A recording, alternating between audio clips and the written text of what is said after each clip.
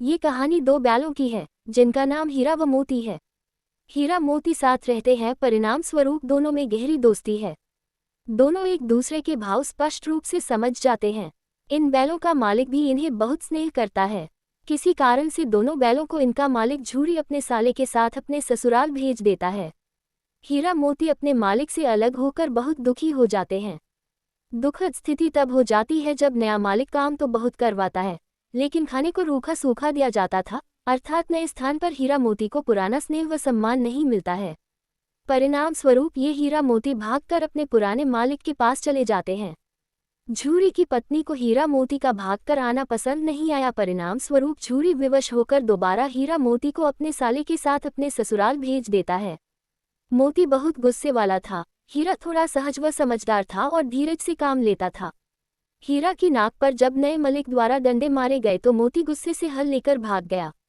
दोनों को ठीक से खाने को नहीं मिलता और कभी कभी खूब मारा पीटा भी जाता था। परिणाम स्वरूप दोनों बहुत कमजोर हो गए थे। यहाँ एक बच्ची थी जिसकी सगी माँ मर चुकी थी। उसकी सौतेली माँ उसे अधिकतर मारती रहती थी। वो प्रतिदिन दोनों बैलों को चोरी छिपे 2 रोटियां डाल जाती थी। एक दिन उसने दोनों बैलों की रस्सियां खोल दी ताकि वह दोनों भाग जाएं। परिणाम स्वरूप दोनों भाग गए। झूरी का साला और अन्य लोग हीरा मोती को पकड़ने के लिए भागे, लेकिन पकड़ नहीं पाए।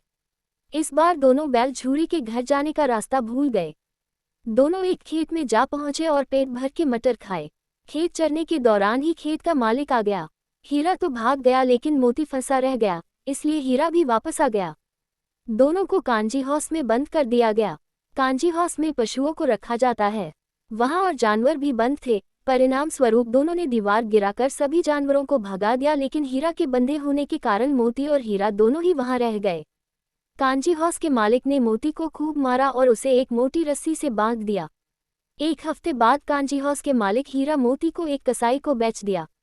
कसाई उन्हें अपने साथ ले जाने लगा। चलते चलते हीरा मोती को लगा कि वे किसी जानी पहचानी जगह पर आ गए हैं। दोनों झूरी के घर के पास आ गए थे। परिणाम स्वरूप दोनों भागकर झूरी के द्वार पर वहीं आकर खड़े हो गए जहां उन्हें बांधा जाता था। झूरी खुशी से झूम उठा। अचानक दाधियल कसाई ने आकर दोनों की रस्सियां पकड़ लीं। झूरी ने कहा, यह मेरे बैल हैं। दाधियल की जबरदस्ती करने पर मोती ने सींग चलाकर उसे खदेड़ दिया। इस घटना के बाद झूरी ने बैलों को अपने ससुराल नहीं भेजा। निष्कर्ष कंक्लूजन, वर्तमान में बैलों का इतना महत्व नहीं है जितना अब से लगभग 15-20 साल पहले हुआ करता था। जो काम पहले बैलों से लिया जाता था, अब उसके लिए मशीनें आ गई हैं। बैलों का उपयोग अधिकतर खेती के लिए किया जाता था। अब खेती में जुताई, बुवाई, बिजाई आदि के लिए मशीनों का उपयोग किया जाता है। परिणाम स्वरूप अब बैलों का उतना महत्व नहीं समझा जाता है।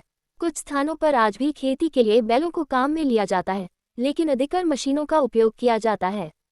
किसानों के अनुसार मशीनों से खेती आसान तो हो गई है, लेकिन इसका दुष्परिणाम ये हुआ है कि अब बैलों को खुला छोड़ दिया जाता है।